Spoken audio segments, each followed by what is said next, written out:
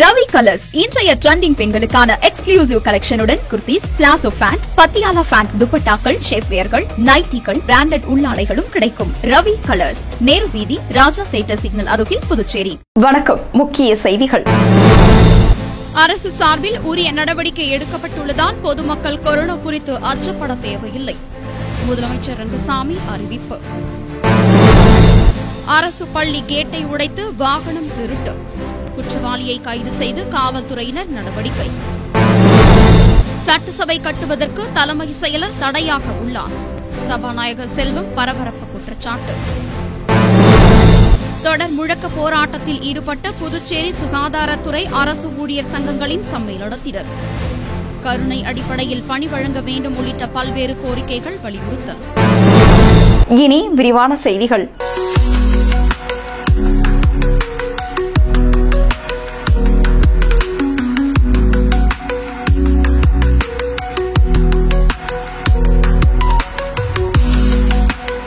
புதுச்சேரி அரசு சார்பில் உரிய நடவடிக்கை எடுக்கப்பட்டுள்ளதால் கொரோனா குறித்து பொதுமக்கள் அச்சப்பட தேவையில்லை என்று முதலமைச்சர் ரங்கசாமி தெரிவித்துள்ளார். புதுச்சேரி அரசு சார்பில் நடைபெற்ற விழாவில் பேசிய முதலமைச்சர் ரங்கசாமி, புதுச்சேரியில் கொரோனா பற்றி மக்கள் அச்சப்பட தேவையில்லை என்றும் அரசு அனைத்து விதமான முன்னெச்சரிக்கை நடவடிக்கைகளை எடுத்துள்ளது என்றும் சிகிச்சை அளிக்க தனி வார்டுகள் தயார் நிலையில் உள்ளதாக தெரிவித்த அவர், போதிய மருந்துகளும் இருப்பில் உள்ளதாகவும் தெரிவித்தார்.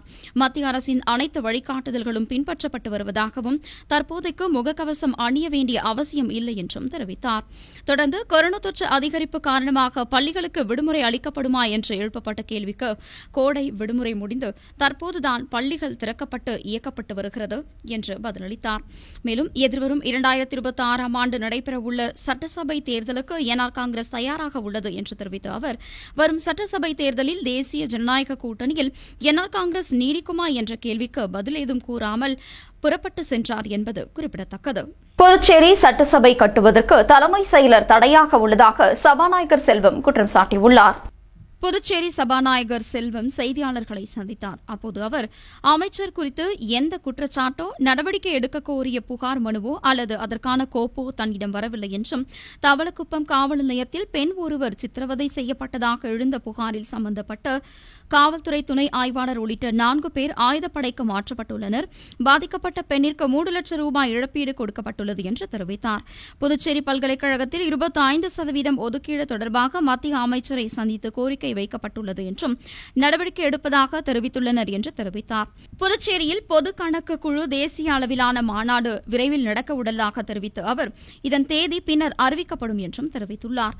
மத்திய அரசிடம் பல்வேறு திட்டங்களுக்காக 4000 கோடி ரூபாய் நிதி வேண்டும் என முதலமைச்சர் தொடர்ந்து கடிதம் எழுதி வருவதாக தெரிவித்த அவர், மத்திய அரசானது நாம் கேட்காமலேயே 200 கோடி ரூபாய் நிதி வழங்கியுள்ளது. நிதி ஆயோக் கூட்டத்திற்கு செல்லாததால் மாநில வளர்ச்சி எந்த விதத்திலும் பாதிக்காது என்றும் தெரிவித்துள்ளார். மேலும் சட்டசபை கட்டுவதற்கு தலைமை செயலாளர் தடையாக உள்ளதாக குற்றம் சாட்டிய அவர், இருக்கும் பகுதியில் சட்டசபையும் தலைமை செயலகமும் இருக்க வேண்டும் என நினைத்து தடுத்து வருகிறார் என்று தெரிவித்தார். அவரை மீறி துணைநிலை ஆளுநர் மூலம் அந்த கோப்பை மத்திய அரசுக்கு அனுப்பியுள்ளதாக தெரிவித்த அவர், ஓரிரு மாதங்களுக்குள் முதற்கட்டமாக சட்டசபை கட்டுவதற்கு நிதி ஒதுக்கப்படும் என்றும் தலைமை செயலருக்கு அவரது நிலைப்பாட்டை மாற்றிக்கொள்ள அறிவுறுத்தப்பட்டுள்ளது என்றும் சபாநாயகர் தெரிவித்துள்ளார்.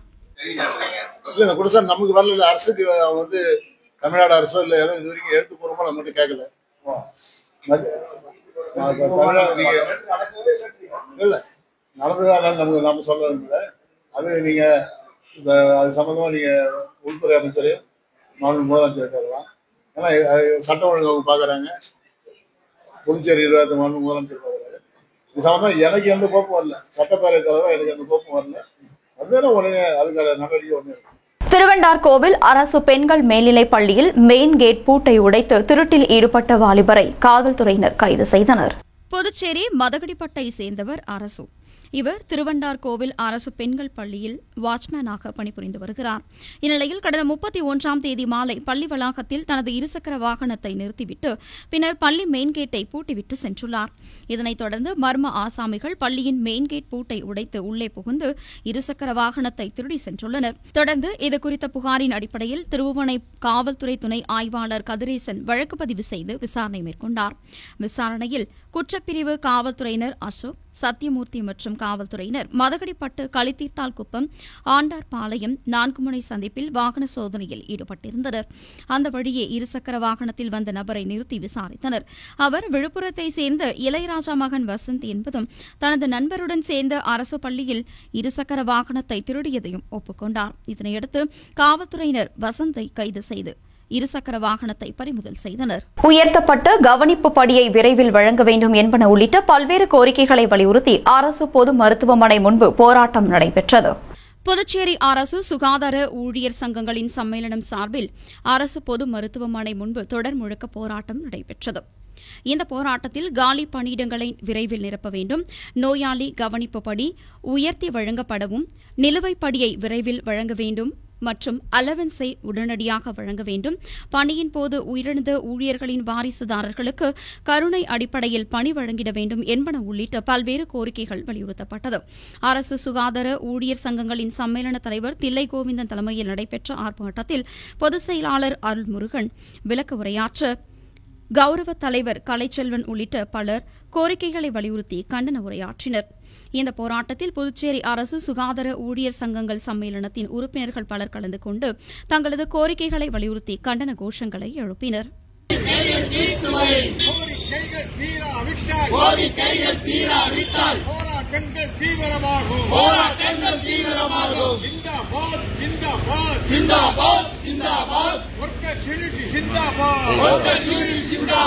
புதுச்சேரி நகராட்சிக்குட்பட்ட வீடு சொத்து வரி நிலுவையை ஜூன் 4ஆம் தேதி முதல் செலுத்தலாம் என்று நகராட்சி சார்பில் அறிவிக்கப்பட்டுள்ளது.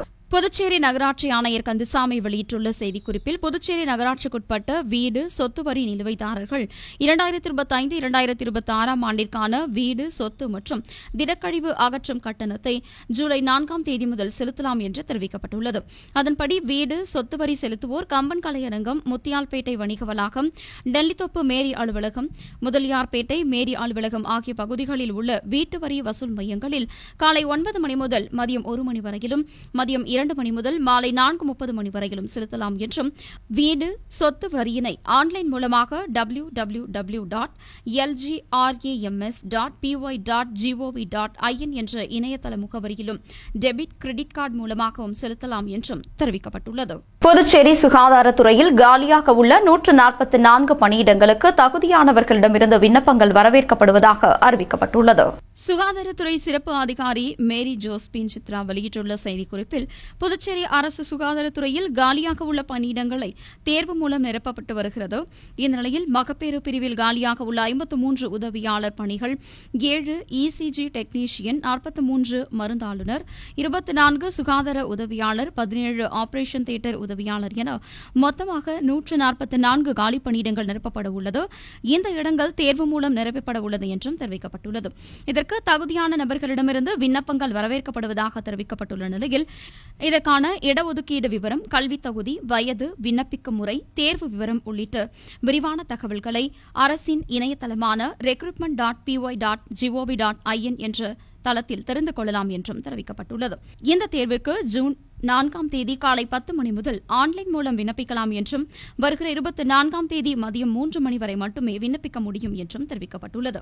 இந்த இடங்களுக்கான எழுத்துத் தேர்வு அடுத்த மாதம் ஜூலை 13ஆம் தேதி நடைபெற உள்ளதாகவும் அந்த செய்திக்குறிப்பில் தெரிவிக்கப்பட்டுள்ளது. புதுச்சேரி ஜிப்மர் மருத்துவமனையில் வெளிப்புற நோயாளிகள் பிரிவு வரும் 7ஆம் தேதி இயங்காது என்று நிர்வாகம் சார்பில் தெரிவிக்கப்பட்டுள்ளது. புதுச்சேரி ஜிப்மர் மருத்துவமனை இயக்குநர் வெளியிட்டுள்ள செய்திக்குறிப்பில் மத்திய அரசு விடுமுறை தினமான வரும் 7ஆம் தேதி பக்ரீத் பண்டிகை கொண்டாடப்பட உள்ளது.